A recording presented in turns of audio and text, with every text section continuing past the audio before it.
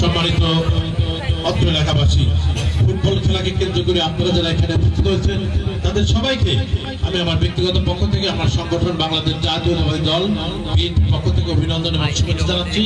মঞ্চে উপস্থিত আমি আসলে নাম বলতে চাই না, কারণ এত নেতৃবৃন্দ বা আরো সম্মানিত ব্যক্তিরা রয়েছেন, তাদের নাম বললে সময় পাওয়া মুশকিল হবে। তো যাই হোক, একটা জিনিস আমি সবচেয়ে ভালো লেগেছে, সেটা হচ্ছে যে খেলাটা আমরা শান্তিপূর্ণভাবে সমাপ্ত করতে পেরেছি। এটা হচ্ছে আমাদের সবচেয়ে বড় অর্জন। কারণ খেলাধুলাটা বন্ধ হয়ে যায় সবসময় এমন একটা ঘটনাকে কেন্দ্র করে, দেখা যায় যে পরবর্তীতে খেলাধুলা আসলে চালিয়ে দেওয়াই মুশকিল হয়। আর ছেলেমেয়েরা বা অভিভাবকরা খেলাধুলা দেখলেই ভয় পায়, কিন্তু আমরা খেলাকে কেন্দ্র করে একটি ঘটনাও ঘটেনি ইনশাল্লাহ। এজন্য আমি প্লেয়ার বৃন্দকে, এলাকাবাসীকে এবং যারা খেলা পরিচালনা করছেন তাদেরকে সবাইকেই আমি ধন্যবাদ এবং অভিনন্দন জানাচ্ছি।